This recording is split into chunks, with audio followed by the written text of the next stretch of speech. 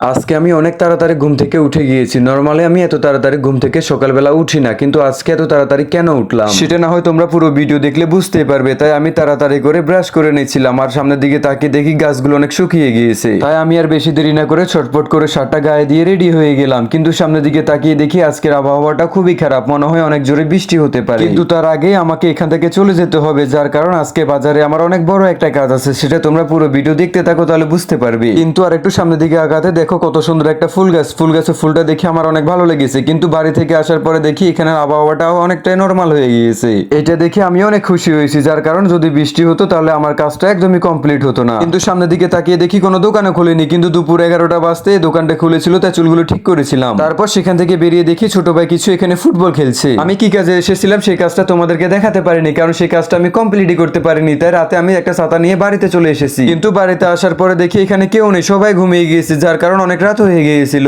কিন্তু তার কিছুক্ষণ পরে কারেন্ট চলে যায়, যে কারণে আমি বাইরে এসে তোমাদেরকে একটু বডি দেখালাম।